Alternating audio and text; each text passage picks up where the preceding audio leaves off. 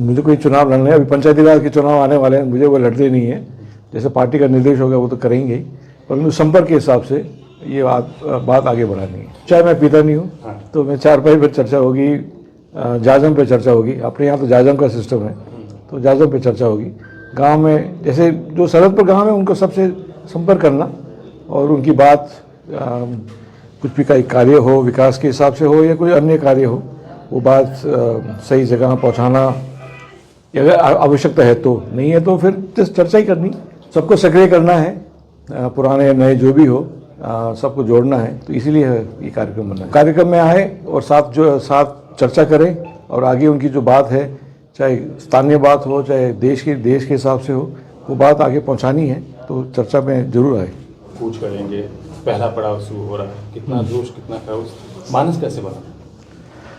मानस तो ये पहले कुछ चर्चा हुई थी जयपुर में 2-2.5 वर्ष पहले कि पिछले दशक से जो भी कार्यक्रम चल रहे हैं बॉर्डर पे और उन पर जो प्रभाव पड़ा है उनको वापस जागरूक करने के लिए, थोड़ी ऊर्जा देने के लिए, सबको वापस जोड़ने के लिए, कार्यकर्ताओं को जोड़ने के लिए और कार्यक्रम को और आगे बढ़ाने के लिए इस चर्चा से लेकर बात और आगे बढ़ी और फिर पिछले 3-4 महीने से ये विचार और आगे बढ़ा और थोड़ी रूपरेखा सबसे मिलकर रूपरेखा बनाई। फिर क्या होगा? चारपाई पे चर्चा होगी, चाय पे चर्चा होगी या? चाय मैं पीता नहीं हूँ तो मैं चारपाई पर चर्चा होगी, जाजम पे चर्चा होगी। अपने यहाँ तो जाजम का सिस्टम है, तो जाजम पे चर्चा होगी।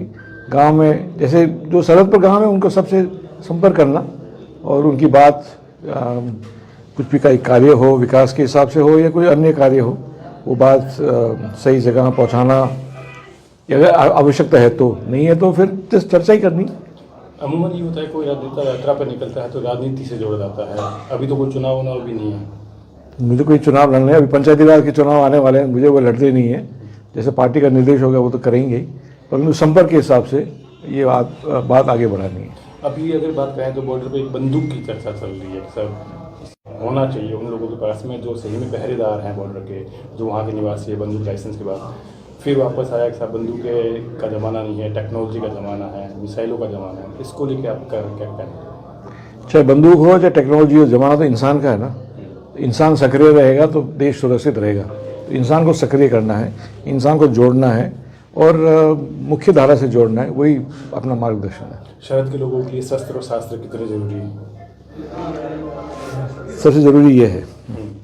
तो पहला पड़ाव में कहाँ की यात्रा रहेगी और फिर सेकंड पड़ाव, थर्ड पड़ाव? अभी तो पूरा बॉर्डर कवर होगा, यहाँ से ब्राह्मण की ढाणी से लेकर नाचना नोक तक, तो उस हिसाब से प्रोग्राम बन रहा है। बाड़मेर से निकलकर बाकासुर पहला पड़ाव रहेगा। बलवंत जी सिंह हाँ। जी की मूर्ति का पुष्प, जी। बलवंत सिंह जी कितना बड़ा नाम, अगर बात करें बाड़मेर जैसलमेर की या बॉर्डर की?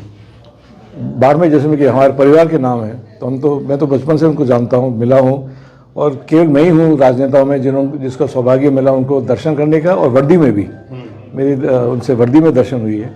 तो मुझे वो बहुत वो चित्र अभी भी याद है मुझे। एक दक्कन फोटो है युवा अवस्था का जिसमें आप साथ में खड़े हैं उनके। मैं तो वही पता है आपको, मैं कई वर्षों से जानता हूँ। कितना जोश आपके समर्थकों में, पुराने चेहरे वापस एक बार फिर नजर आ रहे हैं आज काफ़ी सालों बाद? सबको सक्रिय करना है, पुराने नए जो भी हो सबको जोड़ना है, तो इसीलिए ये कार्यक्रम बना है। मेरा आखिरी सवाल, आम जनता से क्या अपील रहेगी जो बिल्कुल सरहद पे बैठे हैं?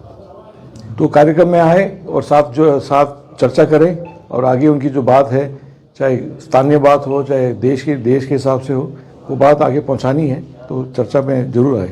Thank you.